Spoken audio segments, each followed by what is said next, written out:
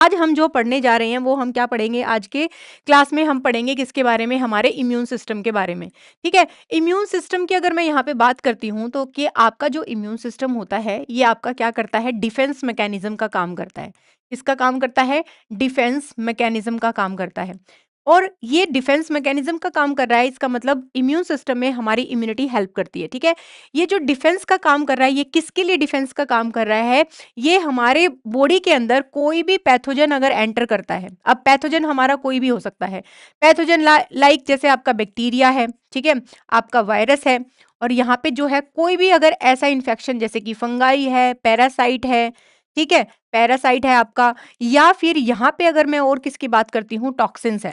तो अगर इनमें से जो कॉज कर सकता है, पैथोजन कौन होते हैं, जो डिजीज कॉज करते हैं। ठीक है, तो डिजीज, गुड इवनिंग बेटा त्रिपाठी, तो डिजीज कॉज करने वाले कोई भी पैथोजन जैसे कि बैक्टीरिया, वायरस, फंगाई, पैरासाइट या टॉक्सिन्स कोई भी है, जब भी हमारा इम्यून सिस्टम इसके अगेंस्ट में क्या करता है, प्रोटेक्शन का काम करता है, तो हम उसको क्या बोलते हैं, इम्यून सिस्टम बोलते हैं। ठीक है, अब इस इम्यून सिस्टम में जब भी हम बात करेंगे इम्यून सिस्टम में, तो हम सबसे पहले किसकी बात करते हैं, इम्यूनिटी की बात करते हैं। अच्छा, एक बार ये बताओ कि जिस जिस पेन से और जितना मैं लिख रही हूँ ये आपको विजिबल है, कि थोड़ा सा और मोटा पेन कर लेती हूँ यहाँ पे, है ना, ताकि आप लोगों को और ज्यादा यहाँ पे विजिबल हो जाए। अब देखिए, ये जो हमारी इम्यूनिटी है इसके बारे में तो मैं बात करूंगी करूंगी। जब भी हम इम्यूनिटी की बात करते हैं, जो हमें कहाँ से मिलती है, हमारी जो इन्नेट इम्यूनिटी होती है ना, यहाँ पे मैं सिर्फ ये बता रही हूँ कि जो जन्मजात हमें इम्यूनिटी मिलती है उसमें हमारी कौन कौन सी चीजें जो हैं जो प्रोटेक्शन का यहाँ पे काम करती हैं। तो देखिए, जब भी हमारी बॉडी के डिफेंस मैकेनिज्म की बात आती है तो सबसे पहले हमारी जो बॉडी डिफेंस का काम करती है वो करती है आपकी स्किन, है ना। सबसे पहला जो डिफेंस का काम करता है वो कौन करता है, वो करता है आपका स्किन। ठीक है, क्योंकि स्किन क्या है, स्किन आपका एक बैरियर, क्या है, एक बैरियर है, किस किस के बीच में, आपके पैथोजन के बीच में और आपकी इन्फेक्शन के बीच में। ठीक है, तो यहाँ पे आप बैक्टीरिया, वायरस, इसके साथ साथ आप यहाँ पे इन्फेक्शन को भी काउंट कर सकते हो। अब यहाँ पे स्किन ने काम किया बैरियर का, और जो भी आपके सिस्टम है जैसे कि जीआई सिस्टम है, आपका एंडोक्राइन सिस्टम है, आपका रेस्पिरेटरी सिस्टम है, और आपका डाइजेस्टिव सिस्टम है, जीआई में आ गया ना डाइजेस्टिव, ठीक है, और आपका रिप्रोडक्टिव सिस्टम है। कौन सा सिस्टम आपका, रिप्रोडक्टिव सिस्टम। इन सब के अंदर हमारी क्या होती है, हर एक सिस्टम में यहाँ पे क्या होती है, इन सब में एक लाइनिंग होती है। क्या होती है, लाइनिंग, जो प्रोटेक्ट करती है किसको, हमारे अंदर वाले इंटरनल सिस्टम को। ठीक है, और साथ में अगर मैं यहाँ पे बात करूं कि कुछ हमारे केमिकल्स भी होते हैं, क्या होते हैं, कुछ हमारे केमिकल्स भी होते हैं जो हमें इन्फेक्शन से प्रिवेंट करते हैं। केमिकल्स में जैसे कि आपका स्टमक का एसिड हो गया, क्या हो गया आपका, स्टमक का एसिड हो गया, या फिर यहाँ पे अगर मैं बात करूं जो हमारे टीयर हैं और जो हमारा स्लाइवा है, इसमें हमारे क्या होते हैं, एंजाइम्स प्रेजेंट होते हैं। क्या प्रेजेंट होते हैं, एंजाइम। यानी कि मैं अपनी इम्यूनिटी में जाने से पहले अगर मैं बाहरी तौर से देखूं कि हमारी जो जन्मजात से हमारी कौन कौन सी चीजें हैं जो हमें प्रोटेक्ट करके रखता है, तो हमारी स्किन है, हमारा जो है केमिकल में हमारा स्टमक का एसिड है, क्योंकि अगर आप कुछ भी खाते हो, कोई भी टॉक्सिन्स अगर आपके पेट में जाता है तो उसको आपका हाइड्रोक्लोरिक एसिड क्या कर देता है, किल कर देता है। बाकी आपके जो टीयर्स हैं, आपका जो सलाइवा है, उसमें भी हमारे एंजाइम्स होते हैं जो आपके फॉरेन पार्टिकल को या क्या कर लेते हैं, यहाँ पे किल कर देते हैं। ठीक है, ये सारी बातें हमने किसकी कर ली, ये सारी की सारी बातें कर ली हमने कि हमारा डिफेंस मैकेनिज्म कैसे काम करता है, हमारे इम्यून सिस्टम हमारा कैसे काम करता है। और इसके अलावा अगर मैं यहाँ पे बात करूं तो कुछ हमारी क्या होती है, यहाँ पे कुछ हमारी सेल्स भी होती है। ठीक है, इसके अलावा हमारी कुछ सेल्स भी होती हैं। सेल्स में जैसे आपने देखा होगा हमारी कौन सी सेल्स होती हैं, फेगोसाइटिक सेल्स होती हैं। कौन सी सेल्स होती हैं, फेगोसाइटिक सेल्स होती हैं। वैसे आपके अलग अलग जैसे ब्रेन में जो है माइक्रोग्लाइल सेल हैं, आपकी किडनी के अंदर हमारी जो है वहाँ पे मैसेंजियल सेल्स होती हैं, लीवर में जो है वहाँ पे आपकी कफर सेल्स हैं, लंग्स में आपकी डस्ट सेल्स हैं, ये सारी की सारी आपकी फेगोसाइटिक सेल्स होती हैं जो किसका काम करती हैं, इनको हम फेगोसाइटोसिस सेल को क्या बोलते हैं, मैक्रोफेजेस बोलते हैं। ठीक है, जो एनगल्फ कर लेती हैं फॉरेन पार्टिकल को। और सबसे इंपॉर्टेंट जो आपके इम्यून सिस्टम में आपकी सेल काम करती है ये होती है आपकी न्यूट्रोफिल्स। कौन सी सेल्स होती हैं, न्यूट्रोफिल सेल्स। और लास्ट में हमारी जो होती है सबसे इंपॉर्टेंट जो आपकी कौन सी होती है, नेचुरल किलर सेल्स। क्या होती है, नेचुरल किलर सेल्स, और इन्हीं को हम बोलते हैं that is known as NK cells. ठीक है, क्या है, हमारी एनके सेल्स। तो ये सारे के सारे हमारे डिफेंस बॉडी में यानी कि डिफेंस मैकेनिज्म में यहाँ पे काम कर रहे हैं। ठीक है, मैम सर ने पढ़ा रहे हैं, कौन, मैम सर एन पढ़ा रहे हैं, क्या पढ़ा रहे हैं। ठीक है, तो यहाँ पे हमने गुड इवनिंग बेटा, त्रिपाठी एंड सुमन हो गया, ठीक है? तो ये हमारी सेल्स हैं जो हमारे इम्यून सिस्टम में यहाँ पे हेल्प करती हैं, ठीक है?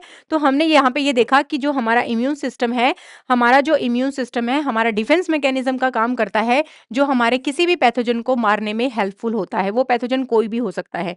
इसमें हमारी इम्यूनिटी हेल्प करती है। इम्यूनिटी में हमने देखा कि किस-किस तरीके से हमारी इम्यूनिटी जो है हेल्प कर रही है। अब यहाँ पे जो सबसे इम्पोर्टेंट चीज़ है, जब भी हम किसके बारे में बात करते हैं, इम्यूनिटी के बारे में बात करते हैं, ठीक है? तो इम्यूनिटी हमारी क्या होती है? देखिए, हमें क्वेश्चन भी करने हैं और हमें थ्योरी भी पढ़नी है, ठीक है?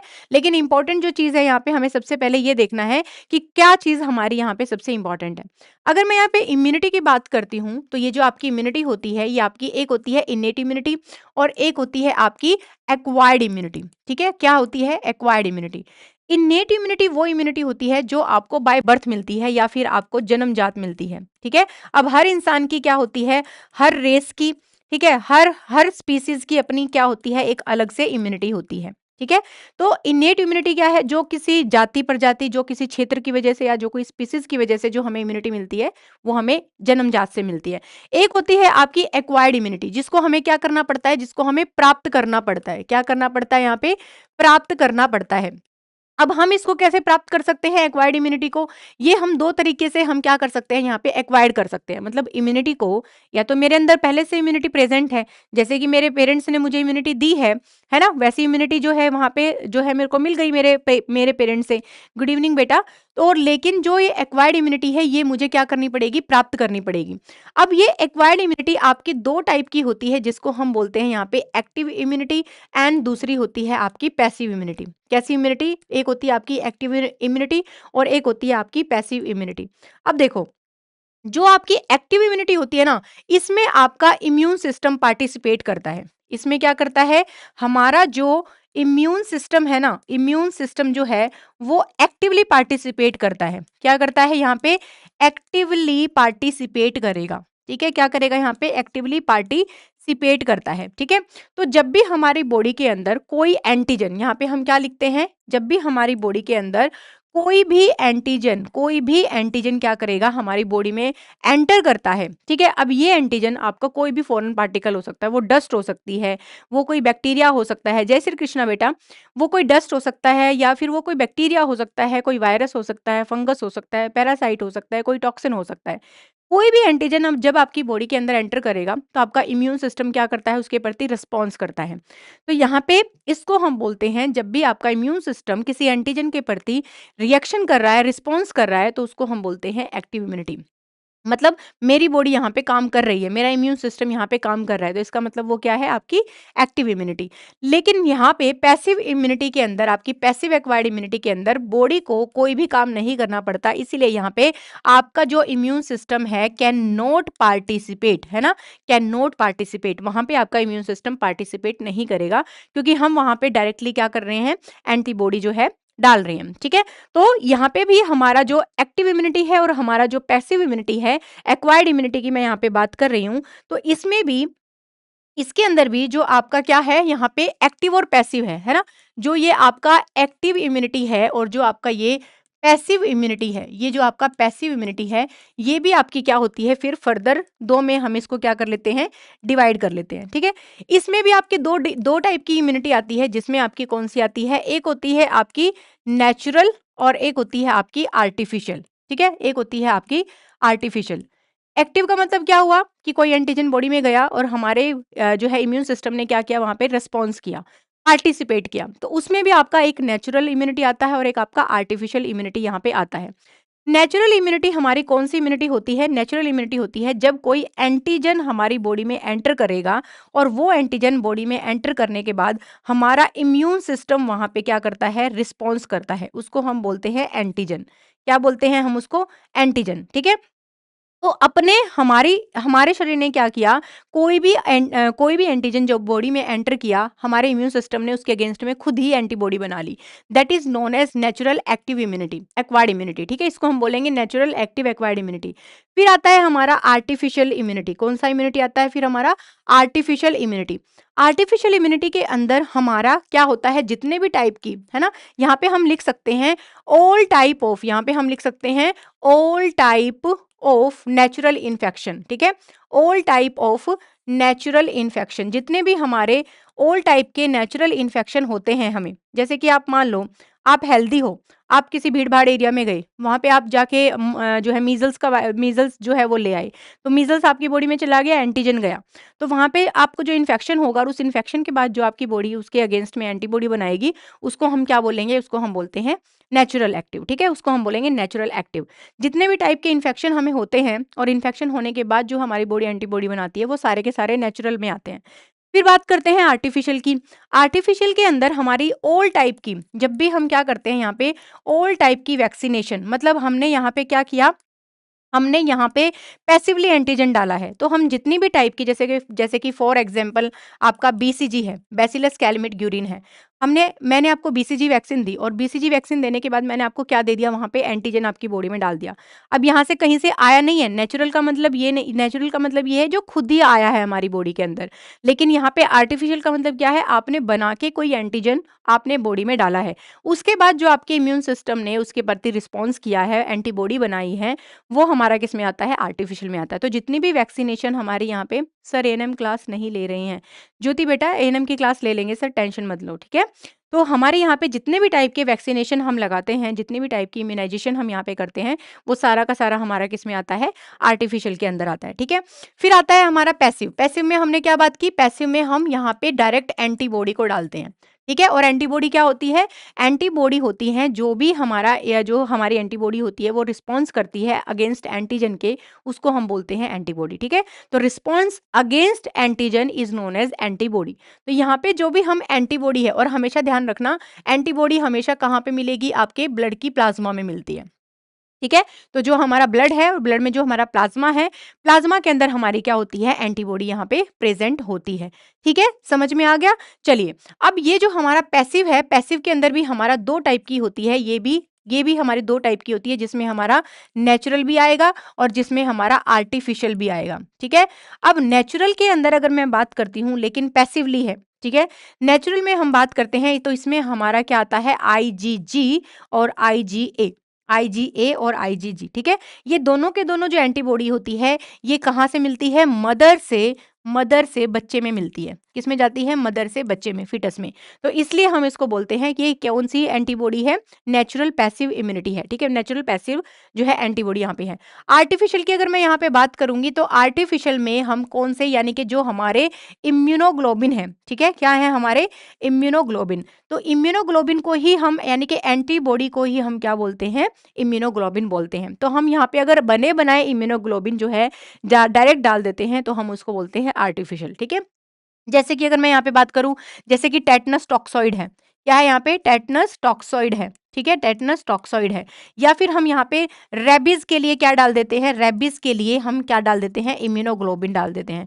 तो ये जो टेटनस टॉक्सॉइड है, रेबीज इम्यूनोग्लोबिन है, ये हमारे क्या होते हैं, आर्टिफिशियल पैसिव एक्वायर्ड इम्यूनिटी होती है। तो हमने यहाँ पे किसकी बात की, हमने यहाँ पे इम्यूनिटी की बात की। इम्यूनिटी में हमने ये चीज देखी है कि इम्यूनिटी हमारी दो टाइप की होती है, इन्नेट इम्यूनिटी और हमारी एक्वायर्ड इम्यूनिटी। इन्नेट इम्यूनिटी को हमें कोई प्राप्त करने की जरूरत नहीं होती है, ये हमें जन्म से हमारे माता पिता से मिलती है। फिर हमने एक्वायर्ड इम्यूनिटी की बात की, ये भी हमारी दो टाइप की होती है, active and passive. Active immunity का मतलब ये होता है कि जिसमें हमारी डायरेक्ट हमारे खुद का जो इम्यून सिस्टम है वो पार्टिसिपेट करता है। तो जब भी आपका इम्यून सिस्टम एक्टिवली पार्टिसिपेट करता है, उसको हम बोलते हैं एक्टिव, यानी कि हमारी बॉडी एक्टिव है। पैसिव में है, हमारी बॉडी सुस्त पड़ी है, हमें कुछ करने की जरूरत नहीं है, हमने डायरेक्ट यहाँ पे क्या डाल दिया, बनी बनाई एंटीबॉडी जो है हमने वहाँ पे डाल दी, ठीक है। उसके बाद यहाँ पे हमने दोनों की बात कर ली है, एक्टिव की भी बात कर ली है और हमने यहाँ पे पैसिव की भी बात कर ली है, ठीक है। समझ में आ गया। अगर कोई डाउट है तो आप रिपीट करके देख लेना क्लास, आपको समझ में आ जाएगा। एक चीज और होती है जिसको हम बोलते हैं हर्ड इम्यूनिटी। क्या बोलते हैं, एक और होता है जिसको हम क्या बोलते हैं, that is known as herd immunity, ठीक है। हर्ड इम्यूनिटी का मतलब क्या होता है कि हम मैक्सिमम लोगों को, ठीक है, मैक्सिमम पीपल को यहाँ पे हम क्या करें, वैक्सीनेशन करें, ठीक है। मैक्सिमम पीपल को वैक्सीनेशन करें या इम्यूनाइजेशन करें, किसके अगेंस्ट में, अगेंस्ट कम्युनिकेबल डिजीज, ठीक है, अगेंस्ट कम्युनिकेबल डिजीज। तो जो जितनी भी टाइप की हमारी कम्युनिकेबल डिजीज होती हैं, उसके अगेंस्ट में अगर मैं मैक्सिमम लोगों को वैक्सीनेशन करती हूँ, तो उस कम्युनिटी के, मान लो ये कम्युनिटी है, इस कम्युनिटी में मैंने ज़्यादा से ज़्यादा लोगों को क्या कर दिया, यहाँ पे वैक्सीनेट कर दिया। अब जो लोग यहाँ पे जो जो भी लोग यहाँ पे वैक्सीनेट नहीं हुए थे, मान लो ये रेड वाले वैक्सीनेट नहीं हुए थे, लेकिन फिर भी इन लोगों की वजह से अगर इनमें भी इम्यूनिटी आ जाए उस कम्युनिकेबल डिजीज के अगेंस्ट में, तो हम इसको बोलते हैं हर्ड इम्यूनिटी। क्या बोलते हैं? Herd immunity. सिर्फ और सिर्फ आपको एक चीज ध्यान रखनी है कि जो टेटनस है वो हमारा हर्ड इम्यूनिटी में नहीं आता है, ठीक है। नोट काउंट, यहाँ पे हर्ड इम्यूनिटी नहीं देता है कौन? आपका टेटनस, ठीक है। तो ये सारी की सारी चीजें जो है यहाँ पे पता होना चाहिए किसके बारे में? हमारी इम्यूनिटी के रिगार्डिंग, ठीक है। तो हमने ये सारी की सारी चीजें हमने देख ली है कि हमारी इम्यूनिटी में हमारी क्या क्या चीजें आती हैं। एक इंपॉर्टेंट चीज ये है कि जो हमारा इम्यून सिस्टम है, ठीक है, एक चीज ये याद रखना कि जो हमारा इम्यून सिस्टम है, इस इम्यून सिस्टम में हमारा जो पार्टिसिपेट करता है वो हमारे लिम्फोइड ऑर्गन भी पार्टिसिपेट करते हैं। कौन से ऑर्गन? लिम्फोइड ऑर्गन भी पार्टिसिपेट करते हैं। अब इस लिम्फोइड ऑर्गन में हमारे दो टाइप के ऑर्गन होते हैं जो पार्टिसिपेट करते हैं। इसमें आपका कौन आता है? एक तो आता है आपका बोन मैरो, ठीक है। कौन आता है? आपका बोन मैरो। और एक आता है आपकी थाइमस ग्लैंड। कौन सी आती है? आपकी थाइमस ग्लैंड, ठीक है। तो ये दो आपके लिम्फोइड ऑर्गन हैं जो एक्टिवली पार्टिसिपेट करते हैं हमारे इम्यून सिस्टम में। बोन मैरो में हमारी क्या बनती है? बोन मैरो में आपकी बनती है बीटा सेल्स। क्या बनती है? Beta cells. और थाइमस ग्लैंड में क्या होता है? टी लिम्फोसाइट्स होती है। क्या होती है? आपकी जो टी लिम्फोसाइट सेल्स होती हैं उनका क्या होता है? मैचुरेशन होता है, ठीक है। उनका क्या होता है? थाइमस ग्लैंड में मैचुरेशन होता है। और सबको पता है टी लिम्फोसाइट्स में भी हमारी CD4 और CD8 सेल होती हैं जो कि हमारे इम्यून सिस्टम में यहाँ पे पार्टिसिपेट करता है, ठीक है। मैम सर नहीं अच्छा उसके लिए। अब ये जो हमारी बोन मैरो है, बोन मैरो में मैंने बोला बीटा सेल्स जो है आपकी, यानी कि जो आपकी बी लिम्फोसाइट्स है, इसको हम क्या बोल सकते हैं? बी लिम्फोसाइट्स, ठीक है। B lymphocytes. ये बी लिम्फोसाइट्स का क्या होता है? यहाँ पे फॉर्मेशन होता है। क्या होता है? फॉर्मेशन होता है। और यही बी सेल्स जो होती हैं वो रिस्पॉन्सिबल होती हैं, ठीक है। यही आपकी जो बी सेल्स होती हैं ये आपकी रिस्पॉन्सिबल होती है किसके लिए? आपके इम्यूनोग्लोबिन बनाने के लिए। किसके लिए? इम्यूनोग्लोबुलिन बनाने के लिए यही बी सेल्स रिस्पॉन्सिबल होती है। कौन-कौन सी टाइप के आपके हैं? आपके होते हैं आईजीजी, ठीक है, आईजीएम, आईजीए, ठीक है, आईजीडी और आईजीई। ये आपके सारे के सारे क्या हैं? आपके इम्यूनोग्लोबिन हैं जो हमारे अलग-अलग इन्फेक्शन में क्या करते हैं? हमारा पार्टिसिपेट करता है, ठीक है। मैम क्लास 5:30 पर स्टार्ट हुई थी। नहीं बेटा 5:30 पे नहीं हुई थी, आज 6 बजे हुई थी क्योंकि नेटवर्क इश्यू चल रहा था जिसकी वजह से क्लास जो है कोऑर्डिनेट नहीं हो पा रही थी, ठीक है। तो समझ में आ गया? हमारा जो इम्यून सिस्टम है उसमें हमारे कुछ लिम्फोइड ऑर्गन है जो काम करते हैं जिसमें हमारी बोन मैरो आएगी और हमारी थाइमस ग्लैंड आती है। बोन मैरो आपकी लॉन्ग बोन मैरो जिसमें आपकी बीटा लिम्फोसाइट्स बनेंगी, मैच्योर मतलब फॉर्मेशन भी वहीं पे होगा और मैच्योर भी वहीं पे होंगी। लेकिन जो थाइमस ग्लैंड होती है इसमें आपकी टी लिम्फोसाइट्स का जो है मैच्योरेशन होता है। फिर आगे जाके जो ये आपकी टी लिम्फोसाइट्स है ये आपका क्या बनाता है? यहाँ पे CD4 सेल्स और CD8 सेल्स बनाता है, ठीक है। बस आपको ध्यान ये रखना है कि जो CD4 सेल्स होती हैं ये आपके एक मैसेज की तरह काम करता है। मतलब ये आगे जाके फर्दर मैसेज, जैसे ही कोई इन्फेक्शन हमारी बॉडी में आता है तो CD4 सेल्स एक्टिवेट हो जाता है और आगे ये क्या करता है? आगे इन्फॉर्मेशन का काम करता है। मतलब आगे के जो सिस्टम स्टार्ट करेगा ये यही करता है।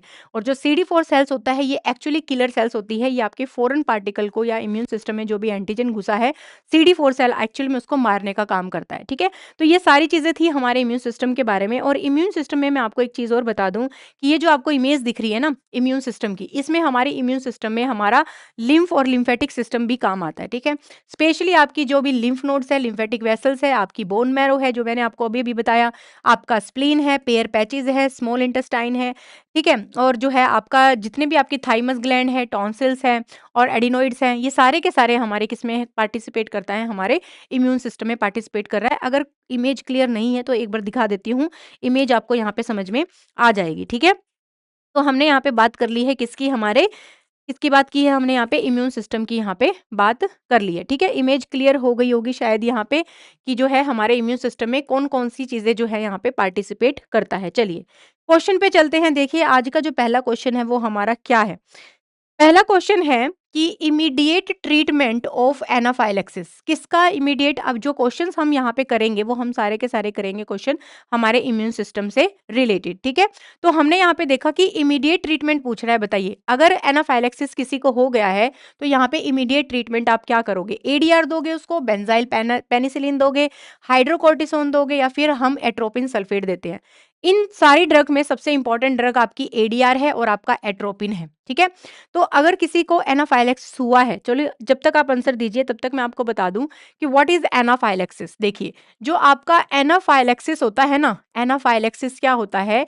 एनाफाइलेक्सिस आपकी सडन होने वाली, सडन होती है, सीवियर होती है, ठीक है, और लाइफ थ्रेटनिंग होती है। क्या होती है? लाइफ थ्रेटनिंग होती है, मतलब इंसान मर सकता है, ठीक है। Sudden severe life threatening condition होती है एनाफाइलेक्सिस, ठीक ठीक है। क्यों होती है? क्योंकि इसमें आपका इम्यून सिस्टम क्या करता है, अपने ही बॉडी को क्या करने लग जाता है, हार्म करने लग जाता है, जिसको हम नहीं, हाइपर सेंसिटिविटी अलग होती है बेटा। हाइपर सेंसिटिविटी का मतलब होता है जब आपका इम्यून सिस्टम जो है इनअप्रोप्रिएट रिस्पॉन्स दिखाए किसी एंटीजन के लिए, हम वो बात करेंगे, ठीक है। तो जब भी आपकी बॉडी में आपका खुद का इम्यून सिस्टम जो है जब इनअप्रोप्रिएट रिस्पॉन्स करता है किसी एंटीजन के लिए, उसको हम बोलते हैं हाइपर सेंसिटिविटी। वो चीज़ अलग है। ये हाँ, बिल्कुल किसने बोला है? ये मुकुंद मंगवल ने बोला है, बिल्कुल। ये क्या होती है? एनाफाइलेक्सिस एक तरह की लाइफ थ्रेटनिंग क्या होती है? एलर्जिक रिएक्शन, ठीक है? क्या होती है? एक तरह की क्या होती है? लाइफ थ्रेटनिंग एलर्जी रिएक्शन होती है। इसकी वजह से क्या हो सकता है? इसकी वजह से पेशेंट को क्या-क्या कंडीशन हो सकती है? पेशेंट शॉक में जा सकता है, ठीक है? पेशेंट किस में जा सकता है? शॉक में। पेशेंट का रेस्पिरेटरी सिस्टम डिप्रेस हो सकता है। क्या हो सकता है? पेशेंट का रेस्पिरेटरी सिस्टम डिप्रेस हो सकता है और पेशेंट की क्या हो सकती है? यहाँ पे डेथ भी हो सकती है, ठीक है? तो शॉक में जाएगा, रेस्पिरेटरी डिप्रेस हो सकता है और डेथ भी हमारे यहाँ पे हो सकती है, ठीक है? इसमें अगर देखिए मैं एक जो है इसका अगर मैं बताऊँ आपको एनाफाइलेक्सिस होता क्या है, तो एनाफाइलेक्सिस के अंदर, ठीक है? एनाफाइलेक्सिस के अंदर मान लो यहाँ पे आपकी बॉडी में कोई एंटीजन एंटर कर गया, ठीक है। ये क्या है? ये कोई एंटीजन है। इस एंटीजन को जैसे ही इसने बॉडी में एंटर किया, वैसे ही हमारी सबसे पहली जो एंटीबॉडी होती है आईजीई, ये सबसे पहले रिलीज होना शुरू होएगी इसको मारने के लिए, आईजी, ठीक है। जैसे ही आपकी आईजी रिलीज हो जाती है, वैसे ही क्या होना स्टार्ट हो जाता है, यहाँ से आईजीई जो है ये आपका जो आपकी बेसोफिल सेल्स है, ठीक है, जो कि डब्ल्यूबीसी की टाइप है, बेसोफिल सेल्स और जो आपकी मास्ट सेल्स है, ठीक है, इनको क्या कर देता है, इनको ये एक्टिवेट कर देता है। क्या कर देता है? एक्टिवेट कर देता है। क्या हुआ? कोई एंटीजन बॉडी में गया, उसके लिए हमारी एंटीबॉडी आई, स्पेशली जो है एलर्जी के लिए हमारी जो है यहाँ पे आईजीई आएगी स्पेशली। उसके बाद इसने क्या किया? बेसोफिल सेल्स को और मास्ट सेल को यहाँ पे एक्टिवेट किया। जैसे ही मास्ट सेल्स और ये बेसोफिल सेल्स एक्टिवेट होती है, वैसे ही यहाँ पे डीग्रैनुलेशन हो जाता है और डीग्रैनुलेशन होते ही यहाँ से क्या रिलीज हो जाएगा? हिस्टामाइन रिलीज हो जाएगा। यहाँ से आपका प्रोस्टाग्लैंडिन रिलीज हो जाएगा, प्रोस्टाग्लैंडिन रिलीज हो जाएगा और साथ में आपका ल्यूकोट्राइन्स, ल्यूकोट्राइन्स, ठीक है। ये सारे के सारे आपके क्या होते हैं? ये तीनों आपके इन्फ्लामेटरी मेडिएटर्स होते हैं। आपको सिर्फ इतना याद रखना कि ये जो है आपके हिस्टामिन है, प्रोस्टाग्लैंडिन है, ये आपके क्या हैं? इन्फ्लामेटरी मेडिएटर्स हैं। ये क्या हैं आपके? इन्फ्लामेटरी मेडिएटर्स हैं, ठीक है? इन्फ्लामेटरी मेडिएटर्स हैं। इनके बारे में बस आपको ये याद होना चाहिए कि जब भी आपका हिस्टामिन रिलीज़ होता है, पहली बात तो ये एलर्जी में रिलीज़ होगा। पहली बात ये क्या करता है यहाँ पे? ये वेज़ोडायलेटेशन करता है। वेसल्स का क्या करता है? वेज़ोडायलेटेशन करता है। और क्या करेगा? ये इंक्रीज़ कर देता है यहाँ पे कैपिलरी परमिएबिलिटी को बढ़ा देता है। क्या कर देता है यहाँ पे? कैपिलरी परमिएबिलिटी को इंक्रीज कर देता है। अभी मैं बताऊंगी इसका जो है यहाँ पे रीजन क्या है मेरे बताने का, ठीक है। साथ में अगर कैपिलरी परमिएबिलिटी इंक्रीज हो जाएगी तो वहां पे क्या हो जाएगा? एडिमा हो जाएगा। और साथ में ये क्या करता है? ब्रोंको कॉन्स्ट्रिक्शन करता है। क्या करता है? Broncho constriction. इसलिए मैंने बोला अगर किसी को एनाफाइलेक्सिस हुआ है, किसी को एलर्जी हुई है और अगर ये तीनों मेडिएटर अगर रिलीज हो गए, हिस्टामिन, प्रोस्टाग्लैंडिन और आपका ल्यूकोट्राइन्स, तो ये क्या करेंगे? ये आपके वेसल्स को डायलेट कर देंगे। जैसे ही यहाँ पे वेसल्स डायलेट होगी, ठीक है, जैसे ही यहाँ पे वेजो डायलेटेशन होगा, तो इसकी वजह से यहाँ पे आपको क्या देखने के लिए मिलेगा? बीपी जो है कम हो जाएगा, हाइपोटेंशन हो जाएगा पेशेंट को। कैपिलरी परमेबिलिटी अगर इंक्रीज हो गई तो यहाँ पे पेशेंट में क्या हो जाएगा? एडिमा देखने के लिए मिलेगा। जैसे ही यहाँ पे ब्रोंको कॉन्स्ट्रिक्शन होगा, वैसे ही पेशेंट को रेस्पिरेटरी प्रॉब्लम होना स्टार्ट हो जाएगी। क्या होना शुरू हो जाएगी? रेस्पिरेटरी प्रॉब्लम होना शुरू हो जाएगी, ठीक है। कैपिलरी परमिएबिलिटी का यहाँ पे क्या मतलब है बताओ? कैपिलरी परमिएबिलिटी का मतलब ये होता है कि जो ये आपकी कैपिलरीज है, मान लो ये क्या है आपकी? ये आपकी कैपिलरीज है। इस जो हमारी ब्लड कैपिलरीज होती हैं, इनके अंदर जो होती है यहाँ पे हमारी एंडोथेलियल सेल्स प्रेजेंट है। यहाँ पे क्या प्रेजेंट है? एंडोथेलियल सेल्स, ठीक है। और इन एंडोथेलियल सेल्स के अंदर हमारे क्या प्रेजेंट है? यहाँ पे प्लाज्मा प्रेजेंट है। यहाँ पे क्या है, प्लाज्मा प्रेजेंट है। तो जैसे ही यहाँ पे हिस्टामिन रिलीज हुआ, मान लो यहाँ पे क्या आ गया आपका, हिस्टामाइन आ गया। हिस्टामाइन क्या करेगा, पहले तो वेजो डायलेटेशन कर देगा, वेसल्स को यहाँ से डायलेट कर देगा। दूसरा, जो ये एंडोथेलियल सेल्स है, इनकी कैपिलरी की परमिएबिलिटी बढ़ा देगा। जितनी ज्यादा यहाँ पे कैपिलरी परमिएबिलिटी बढ़ेगी, उतना ही ज्यादा ये फ्लूइड क्या होना स्टार्ट हो जाएगा, यहाँ से लीक होना शुरू हो जाएगा। ठीक है, और अगर यहाँ पे फ्लूइड लीक होना शुरू हो गया तो क्या हो जाएगा, अडीमा तो होगा ही होगा, इंटरस्टिशियल एडिमा तो होगा ही होगा, साथ में जो फ्लूइड की प्लाज्मा था वो कम हो जाएगा, जिसकी वजह से पेशेंट में क्या हो सकता है, हाइपोटेंशन हो सकता है। और अगर हाइपोटेंशन हुआ तो पेशेंट में क्या देखने के लिए मिलेगा, यहाँ पे बीपी कम हो जाएगा। ठीक है, एक चीज तो ये जो सबसे इंपॉर्टेंट है किसका, हमारे हिस्टामाइन का। दूसरी अगर मैं यहाँ पे बात करती हूँ, जो मैंने सेकंड आपको जो चीज बताई थी, क्या बताया था यहाँ पे, मैंने ब्रोंको कॉन्स्ट्रिक्शन भी बताया था। तो जो ये आपका देखिए, प्रोस्टाग्लैंडिन का भी काम क्या होता है, प्रोस्टाग्लैंडिन भी आपका वेजोडाइलेटेशन करवाएगा, इन्फ्लामेशन करवाएगा, रेडनेस करवाएगा, पेन करवाएगा आपका प्रोस्टाग्लैंडिन। ठीक है, तो वहां पे आपको रेडनेस भी देखने के लिए मिलेगी। ल्यूकोट्राइन्स के अंदर अगर मैं बात करती हूँ, तो जो हमारा रेस्पिरेटरी सिस्टम होता है, ठीक है, मान लो ये हमारा रेस्पिरेटरी सिस्टम है। रेस्पिरेटरी सिस्टम के अंदर जो आपकी ये जो आपकी ब्रोंक्यूल्स होती है ना, इनके इनके ब्रोंक्यूल्स के यहाँ पे हमारे क्या होते हैं, रिसेप्टर्स होते हैं, ल्यूकोट्राइन्स रिसेप्टर्स होते हैं। यहाँ पे क्या होते हैं, ल्यूकोट्राइन्स रिसेप्टर होते हैं। अब जैसे ही ल्यूकोट्राइन्स रिलीज हुआ और जब भी ये ल्यूकोट्राइन्स आपके ल्यूकोट्राइन्स रिसेप्टर पे आके बाइंड हो जाएगा, वैसे ये क्या कर देगा, ब्रोंको कॉन्स्ट्रिक्शन कर देगा। यहाँ पे क्या कर देगा, ब्रोंको कॉन्स्ट्रिक्शन। इसीलिए पेशेंट में किस चीज की प्रॉब्लम होना शुरू हो जाएगी, ब्रोंको कॉन्स्ट्रिक्शन की वजह से रेस्पिरेटरी प्रॉब्लम जो है वहां पे शुरू हो जाएगी। ठीक है, तो ये किसने किया, ये आपके ल्यूकोट्राइन्स रिसेप्टर ने किया। तो एनाफाइलेक्सिस वाले पेशेंट के अंदर आपको ये सारी चीजें मिलेंगी, क्या कि शोक हुआ, पता चल गया आपको पेशेंट क्यों जाएगा, वेजोडाइलेटेशन की वजह से पेशेंट शोक में जाएगा। रेस्पिरेटरी डिस्ट्रेस डिप्रेस होगा, क्यों, क्योंकि ल्यूकोट्राइन्स रिसेप्टर जाके ल्यूकोट्राइन्स रिसेप्टर पे जाके बाइंड करके वहां पे ब्रोंक्यूल्स को कॉन्स्ट्रिक्ट करवा देगा, यानी कि ब्रोंको कॉन्स्ट्रिक्शन वहां पे करवा देगा। तीसरी चीज, अगर इसको ट्रीट नहीं किया गया तो यहाँ पे ये क्या करवा सकता है, डेथ भी करवा सकता है। इसीलिए इस क्वेश्चन के अंदर जो हमने यहाँ पे देखा था, यहाँ पे जो हमारी ड्रग ऑफ चॉइस रहेगी वो क्या रहेगी, ये ड्रग ऑफ चॉइस रहेगी हमारी एडीआर की। ठीक है, तो जो हमारा इमीडिएट ट्रीटमेंट हम देते हैं एनाफाइलेक्सिस का, वो हम क्या देते हैं, एडीआर देते हैं। क्या देते हैं, एडीआर। समझ में आ गया।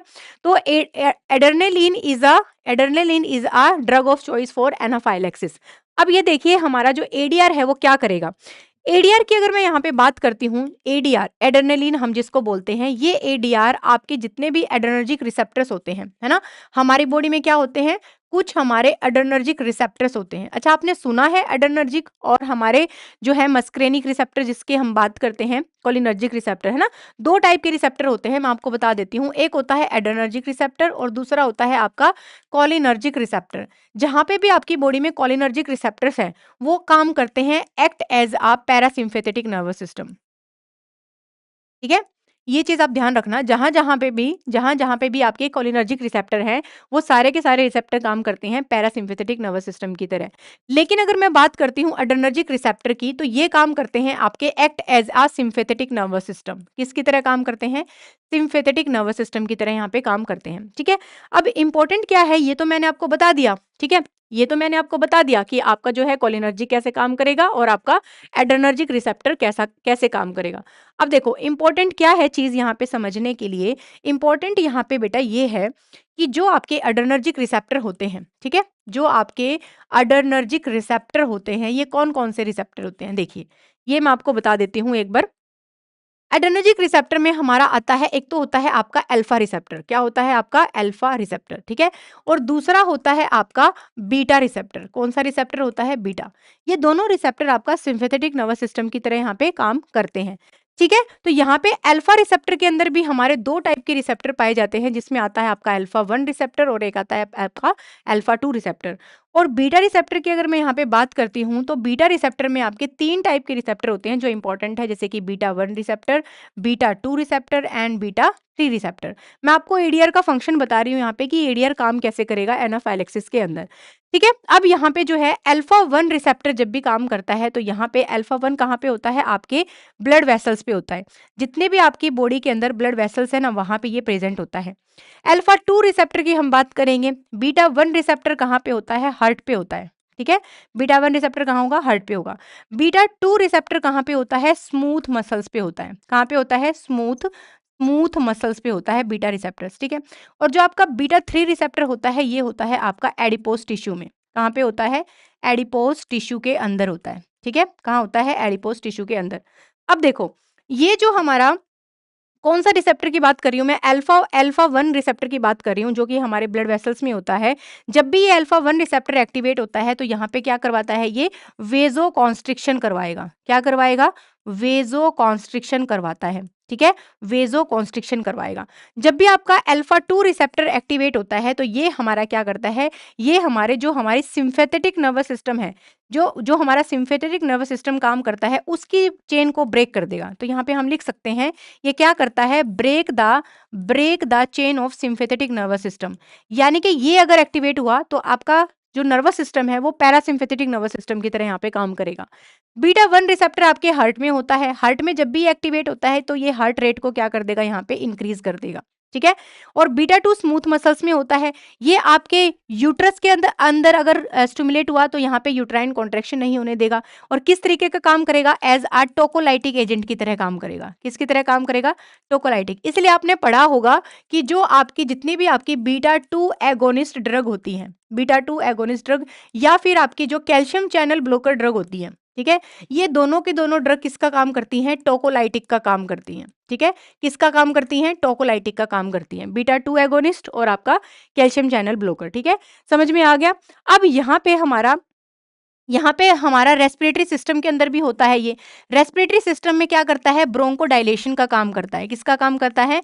ब्रोंकोडायलेशन का काम करता है, ठीक है? रेस्पिरेटरी सिस्टम के अंदर।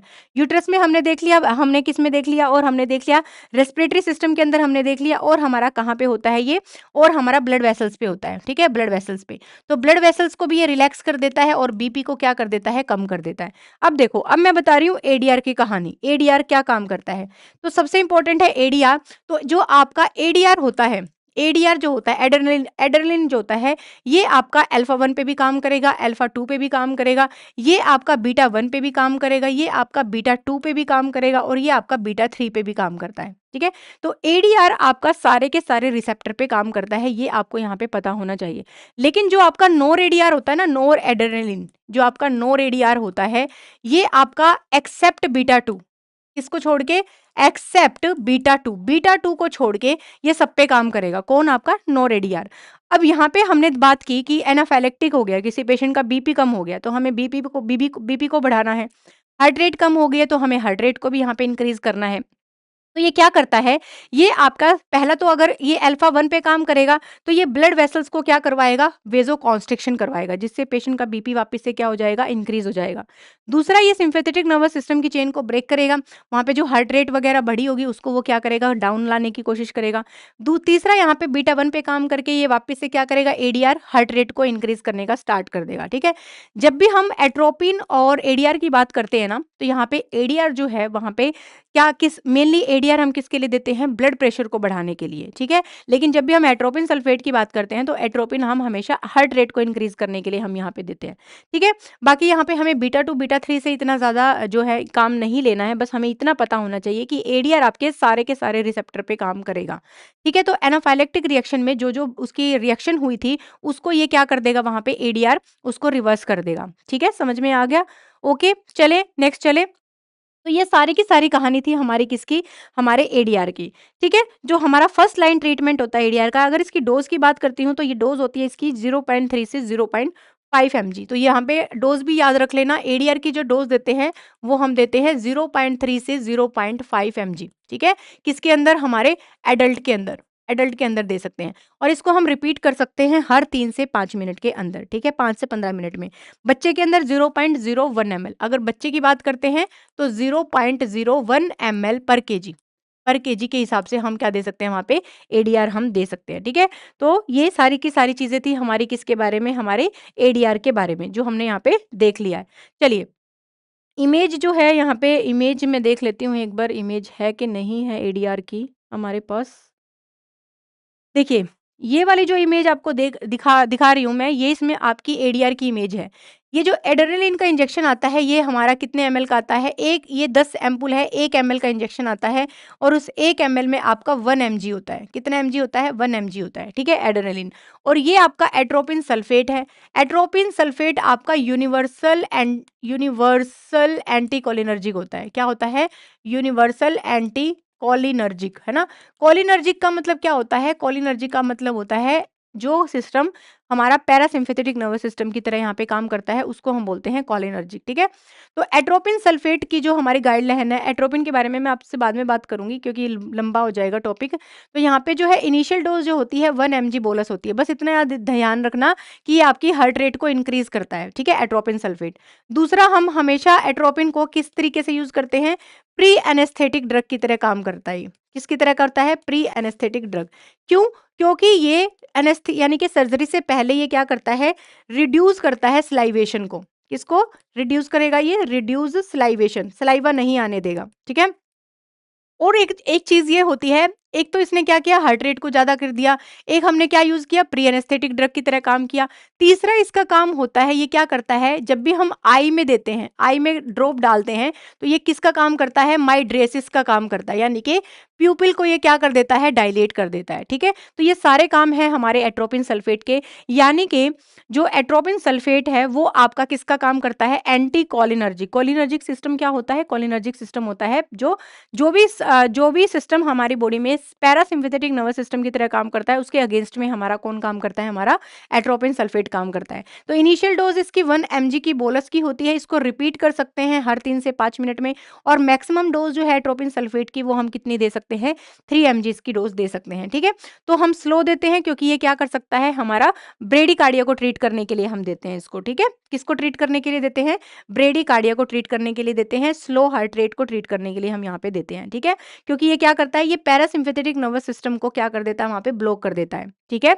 तो block the parasympathetic nervous system, जो हमारी एसिटाइल कोलिन होती है, उसको ब्लॉक कर देता है। उसके बाद हमारा पैरासिम्पैथेटिक नर्वस सिस्टम काम नहीं करता, उसके बाद हमारा सिम्पैथेटिक नर्वस सिस्टम यहाँ पे काम करता है, ठीक है? समझ में आ गया? चलिए नेक्स्ट, जो ये हमारा